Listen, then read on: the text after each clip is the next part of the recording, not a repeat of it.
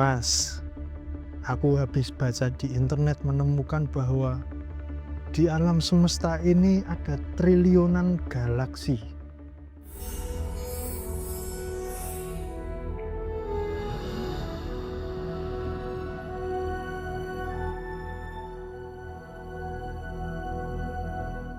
Di Bima Sakti sendiri ada ratusan miliar bintang.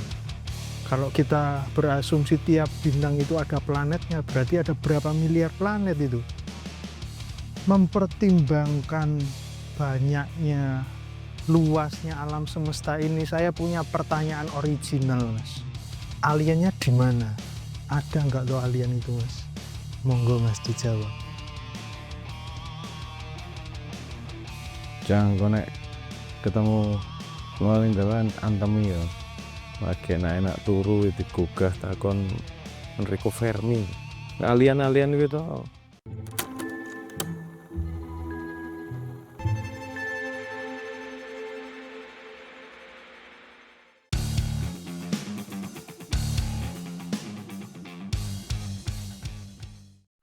Enrico Fermi.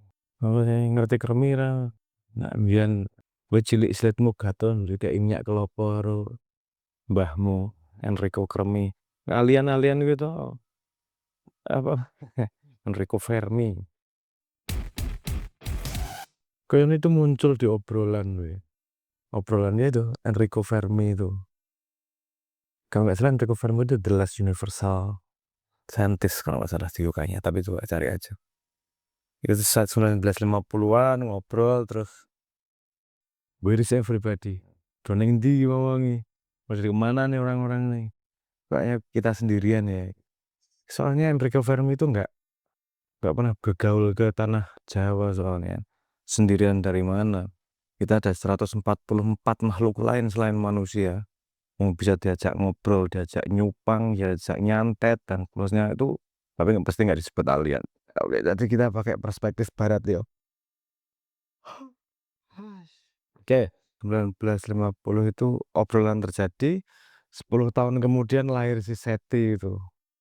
Kayaknya ada nama inisialnya sebelum SETI, sampai sekarang namanya SETI. Itu program untuk mencari extraterrestrial intelligence gitu. Atau yang dengerin ke langit terus gitu, ada apa ya? Ya sepi ya, ngrungokke apa. Itu lagi-lagi salah nyari. Mereka nggak nyari ke gua-gua di Indonesia, nyarinya malah ke atas. Tapi oke lah, namanya apa, orang penasaran toh. Jadi program nasional sampai sekarang internasional program SETI mencari makhluk ekstraterestrial. Setelah itu sepertinya kemudian pada yo sambil mangap dengerin kok gak ono apa-apa yo itu yo. Terus yuk mikir karena otak mengembara dan lebih cepat terus kemudian lahirlah framework. Jane tenan ora ya? Sebenarnya gini loh Nel, kalau bangun tidur itu kadang-kadang keluarnya bahasa Jawa bukan bahasa Indonesia. Bisa ditranslate, Mas? Wah ya, enggak apa-apa.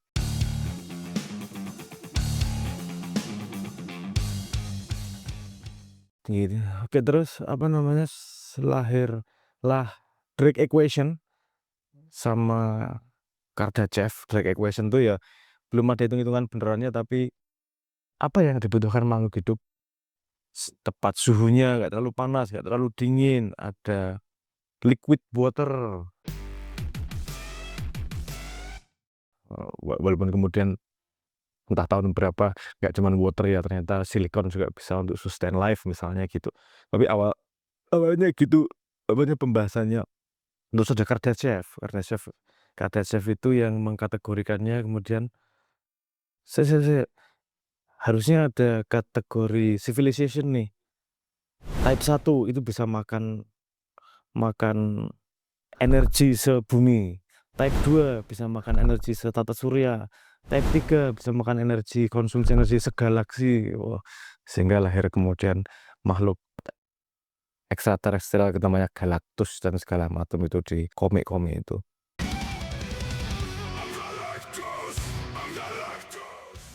Nah, manusia sekarang kalau menurut Kardashev mungkin di civilization 1 level 6, 0,6, 0,7 sekitar segitulah. bisa dilihat dari konsumsi energinya untuk travel. Kita bisa travel sejauh mana, ngabisin energi seberapa, kita sekarang masih belum pakai semua energi tersedia di sini, masih minyak, solar, bensin, pakai sinar matahari, jadi masih banyak yang belum belum dipakai sumber energinya. Terus kemudian kalau yang level tata surya itu kayak dianalogikan bisa bikin Dyson Sphere gitu. Dyson Sphere tuh semacam solar panel gitu, tapi bukan di sini nampani matahari, tapi mengelilingi mataharinya. Jadi semua energinya bisa disedot di situlah. Ini nanti penting ini pengetahuan tentang Dyson Sphere ini, karena salah satu yang bikin rame belakangan adalah teori tentang Dyson Sphere ini tadi. Terus kalau galaksi ya mbuh piye lah, bisa travelnya bisa antar galaksi, konsumsi energinya sangat banyak dan seterusnya. Bikin teori lah seperti itu. Oke, karena nggak ketemu apa-apa ya biasalah manusia teori.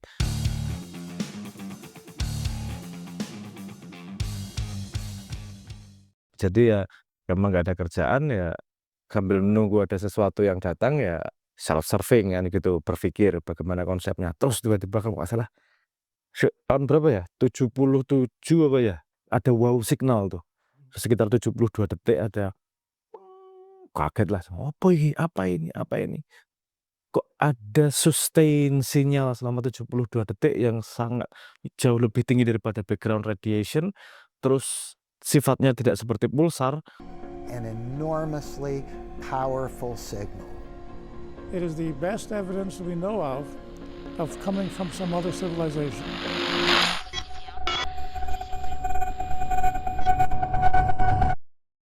Pulsar itu salah satu jenis matahari, salah satu jenis bintang yang padat. Bintang itu punya nafas. Nafas ini maksudnya gini, dia banyak masanya sehingga dia saling tarik-menarik. Ketika saling tarik-menarik ini terjadilah fusi di bintang itu. Pertama yang fusi adalah helium jadi hidrogen. Karena gravitasi yang sangat tinggi terjadi pemadatan sehingga terjadi fusi, keluarlah cahaya seperti ini. Loh, tapi kalau kemudian heliumnya habis, terjadi ekspansi. Karena kemudian yang helium jadi apa? Lali aku. Pokoknya helium jadi hidrogen, jadi apa? Ambekan gini terus. Ekspansi karena bisa disustain sama teori reaksi fusinya, ketika sudah habis bahan bakarnya dia mengecil. Tapi ketika mengecil terjadi fusi lagi, meledak lagi.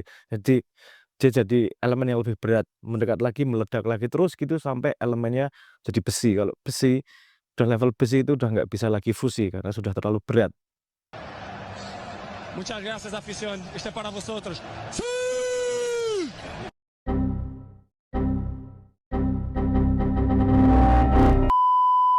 Artinya Gus lagi nyenengke gawe alam ini. Jadi kalau yang berat itu misah-misah, namanya fisi, semakin kecil. Kalau yang kecil bisa disatukan semakin besar, limitnya di besi. Anda lihat jumlah elektron sama surat Al-Hadid di Quran, urutannya nomornya berapa, jumlahnya sama itu. Kalau Anda ngitung Al-Baqarah jadi nomor 1.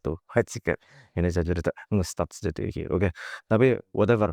Itu kenapa besi pantas juga dibicarakan? Karena besi adalah salah satu titik matinya dari nafas bintang itu tadi. Nah, ketika sudah memadat kayak gitu dia ada beberapa pilihan. Pilihannya gini, kalau masa awalnya lebih besar daripada yang disebut sebagai Scarwell radius, ada sebuah radius tertentu, lebih besar dia akan kolaps dan menjadi black hole. Masanya cukup besar untuk menjadi black hole. Tapi kalau dia lebih kecil, bumi kita lebih kecil, bumi kita nggak bisa matahari kita lebih kecil, jadi nggak bisa jadi black hole nanti kalau udah matinya. Itu dia akan kolaps, ada beberapa pilihan nih, bisa menjadi white dwarf, bisa menjadi pulsar salah satunya. Pulsar adalah ketika jadi sangat kecil, sangat padat, kemudian berputar sangat cepat, dan ada porosnya biasanya, muter ya. Ada porosnya jadi kayak ono corong. Kayak apa sih? Sentolop lah. Kayak apa sih? Kayak ono senternya dua gini. Dan dia berputar sangat kencang. Dan sangat-sangat stabil itunya, frekuensinya. Jadi nanti kalau manusia bertravel ke luar angkasa, biasanya yang dijadikan guide ini adalah pulsar ini. Karena dia seperti clock, seperti jam. Nah, muter ini pulsar ini periodik. Tek tek tek tek tek tek, walaupun misalnya periodenya sangat tinggi ya karena dia berputar seperti itu. Ini wow signal ini enggak periodik. Makanya, loh opo ya ini? Didengerin. Jadi ngetesnya gini. dideketin sumbernya semakin keras, dijauhin sumbernya semakin kecil ke arah sumbernya. Itu menunjukkan bahwa memang ada sustain burst, ada pancaran tersustain selama 72 detik dari sebuah sumber. Itu membuat semua orang, "Wow, apa ya? Jangan-jangan ini alien." Habis itu mati. Kenapa disebut wow signal? Karena di, print-printan kayak seismograf gitu loh. Wah, sinyalnya naik ditulis WOW, wow, sehingga sekarang disebut sebagai wow signal. Itu sampai sekarang nggak tahu dan itu nggak tahu, tapi itu dianggap sebagai salah satu hal yang menarik dihubungkan dengan alien.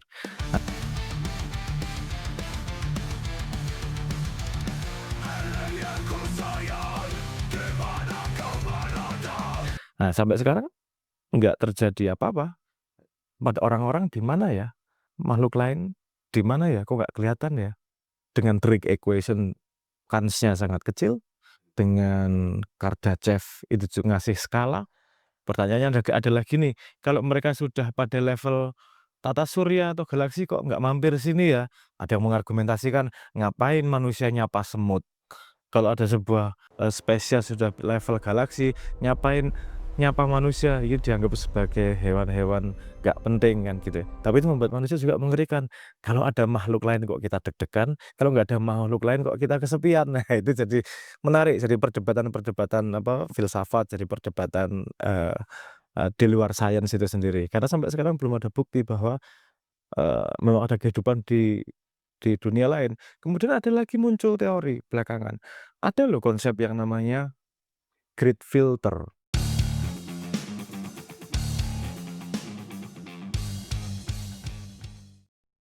Ada konsep yang namanya rare earth. Beda sama itu ya, sama neodymium, bahan-bahan besi yang rare earth itu. Maksudnya bumi yang jarang. Bumi itu sangat-sangat unik, spesial sehingga ada kehidupan di sini dan tidak ada di tempat yang lain. Itu jadi memang unique occurrence. Walaupun itu kalau mau ngitung statistik agaknya nggak mungkin deh. Satu-satunya di jagat raya ini dengan jumlah bintangnya yang segini, jumlah bintang di langit yang bisa kita lihat itu lebih banyak dari jumlah butiran pasir yang ada di muka bumi. Banyaknya kayak gitu itu. Jadi kayaknya impossible, nggak ada kehidupan yang lain. Tapi rare earth itu ya dianggap teori lewat. Salah satu teori yang agak kuat itu yang great filter. Great filter itu gini. Great filter itu teorinya mengatakan bahwa setiap spesies ketika naik derajat, dalam tanda petik naik, untuk bisa naik ke level berikutnya itu ada tesnya. Tesnya salah satunya adalah ketika spesies itu sudah punya teknologi cukup advance untuk menghancurkan dirinya, tetapi psikologinya masih belum cukup maju. Contohnya, manusia sekarang sudah punya nuklir, jumlahnya cukup kalau membunuh semua makhluk hidup di muka bumi, tinggal mencet orangnya. Kenapa mau mencet kalau mereka orang nggak dewasa? Wis milih menghancurkan orang lain dengan nuklirnya. Inilah salah satu great filter yang kita belum membuktikan diri bahwa kita akan lolos dari situ. Apakah para pemimpin kita cukup dewasa untuk bisa tidak menggunakan nuklir untuk menghancurkan musuhnya yang walaupun sama-sama satu spesies di dalam permukaan planet yang sama. Teori itu mengatakan bahwa kita belum lulus great filter itu. Kita lihat seperti apa ke depannya. Apakah kita benar-benar bisa lulus sebagai spesies to be proven. Menarik story-nya. Saya urut lagi dari awal. Semua asumsi pembicaraan ini membuat satu asumsi dasar di belakang teori modern ini, bahwa kehidupan hanya bisa terjadi seperti di bumi, bahwa basisnya karbon ada di tempat yang ada katalis yang namanya air, H2O, terus kemudian ada di Goldilocks zone. Goldilocks zone itu sebuah zona di bintang pusatnya, di mana cukup jauh tapi tidak terlalu jauh, terlindungi oleh beberapa planet lain yang bisa melindungi dia dari komet atau dari asteroid yang nggak muterin bintang tertentu, sehingga ketika mau nabrak ketarik bulan duluan belok, ketika mau nabrak ketarik Jupiter dulu belok, dan seterusnya. Ada beberapa syarat itu kemudian mengatakan bahwa tanda-tanda hidup itu seperti di bumi. Itu asumsi, karena kita tidak tahu apakah sebenarnya semua kehidupan di dunia itu hanya seperti itu. Walaupun itu bisa dipahami bahwa yang kita tahu kayak gini kehidupan, mungkin kehidupan yang lain Kita belum punya bukti kalau menurut sains seperti itu. Beda cerita kalau kamu tanya sama genderuwo. Dari dunia genderuwo, kitab genderuwo di chapter 16 itu mengatakan bahwa ada kok kehidupan di planet yang lain. Ada kehidupan planet yang lain. Bahkan ada sebuah planet yang kemudian nggak melewati great filter. Mereka saling lempar nuklir, terus hancur mereka. Terus mereka butuh 700.000 tahun, karena katanya gini, nuklir itu tidak hanya menghancurkan fisik, tapi juga ikut merusak nyawa. Terus kemudian nyawanya butuh 700.000 tahun untuk recovery. Ketika recovery, mereka kemudian masuk ke infirmary, harus disembuhkan secara spiritual, harus di-shower sama cinta. Jangan tanya saya, tanya sama genderuwo. Saya yang ngasih tahu genderuwo. Anda cari aja sumbernya. Nah, ini mohon maaf sepertinya AI saat ini belum mampu mengakses dan belum ada data trainingnya untuk mengetahui kitab genderuwo itu. Itu baru kitab 16, belum tak ceritain kitab 17. Nanti kita kalau subscribernya udah lebih dari 16.727.000. Oke. Oke, bullshit-nya udah cukup. Terus kemudian balik lagi tadi, karena ada fakta-fakta aneh.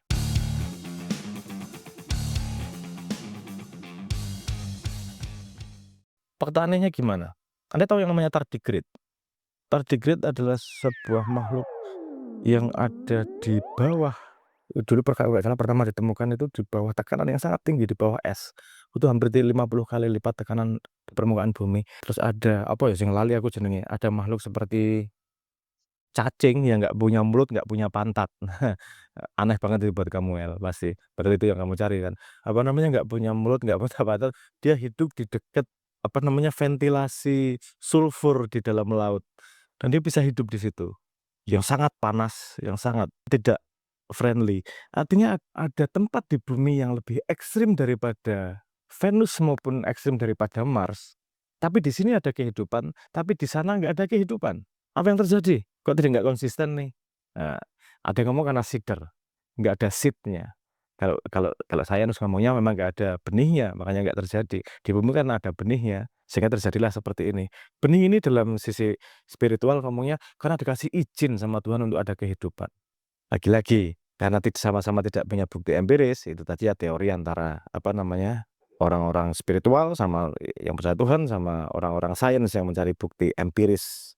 Mau percaya Tuhan tapi yang dicari dalam narasi sains adalah bukti empiris. Kalau saya sendiri sejauh ini yang buktinya paling lengkap adalah kitab genderuwo tadi itu. Oke, balik lagi. Apa yang bisa kita pelajari dari sini? Great filter lah. Mari kita breakdown lagi yang great filter itu. Bahwa setiap spesies mau naik kelas itu butuh ujian. Ujiannya adalah bagaimana dia bisa menyeimbangkan potensi dirinya dengan tanggung jawab berikutnya. Lihat, kalau kemudian makhluk bumi mau ke level 2 di Kardashev, artinya dia bisa kemudian ke Mars ngambil resources Mars, ke bulan ngambil resources bulan, dan seterusnya. Harus beres nih urusan duit nih. Kalau masih rebutan kayak gini gimana ekonominya nanti? Gimana senjatanya mau digunain buat apa kalau masih mau menghancurkan satu sama lain? Nah, ini naturally seperti ini kalau dari konsep Kardashev itu.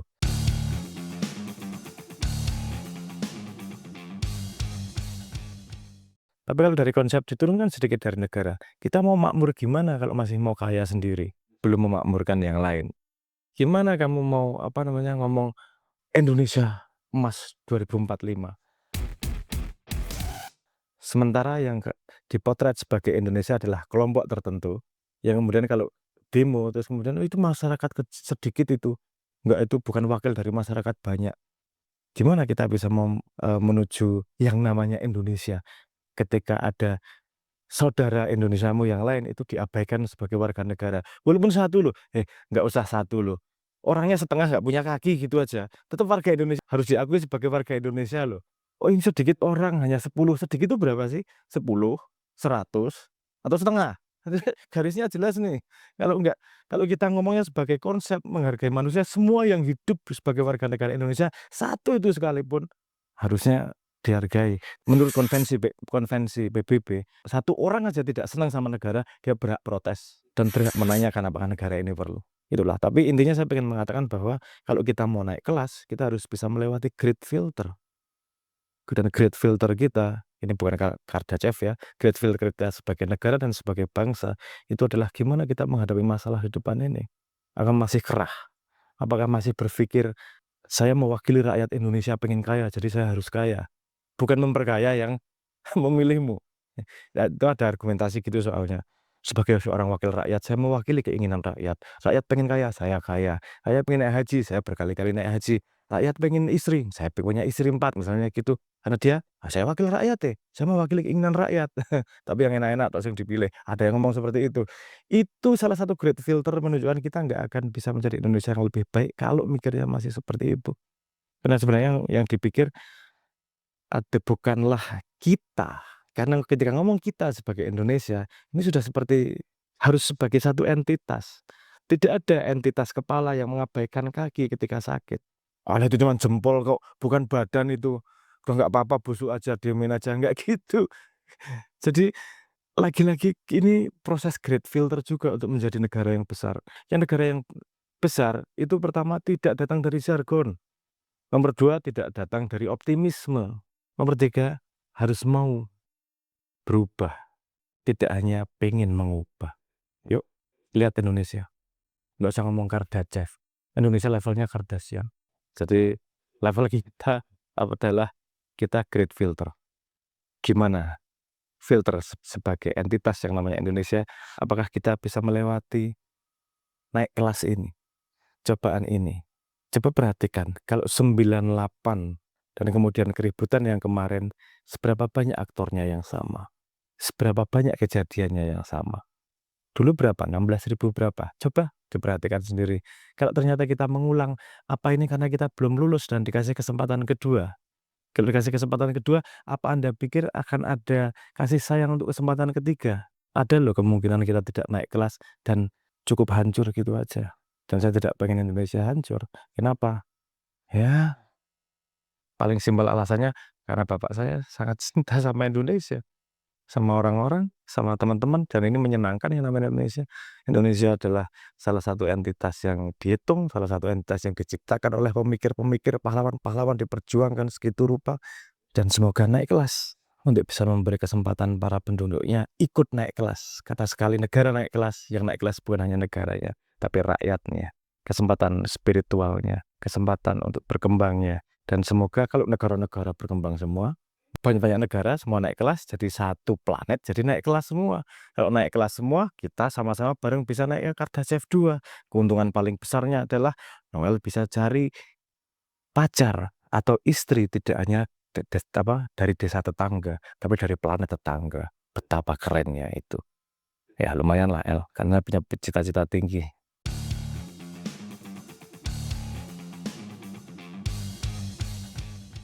Tapi ya, ini obrolan penting tidak penting karena Noel membangunkan saya dari lagi tidur ngantuk banget saya, terus dibangunin, kopinya belum datang sudah suruh ngomong, ya omongan saya kalau ngablak ngalor ngidul mohon maaf, dan terima kasih buat teman-teman yang sudah mengusulkan dinaikin gajinya editornya sudah kerja keras.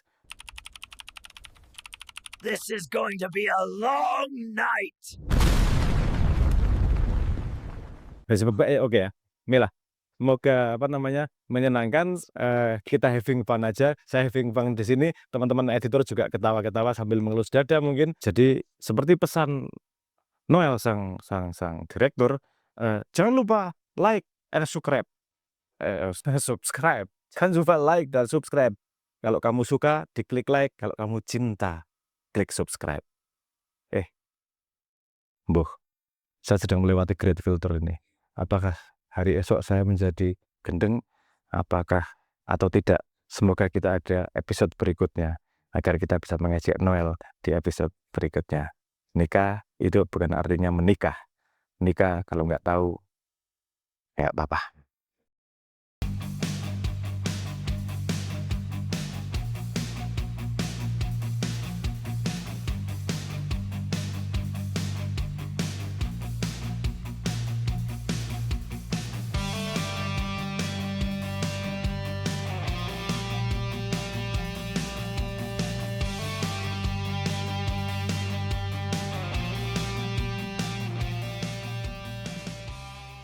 Yang penting Indonesia bisa melewati ujian naik kelasnya. Anda semua dan saya terlibat bersama. Amin. Selamat jalan. Jalan yang ngendi matane aku bingung nutupin gue apa soalnya. Hari cangkemane ngono wae. Mantep, Pak. Jilar. Otakku ngono terus.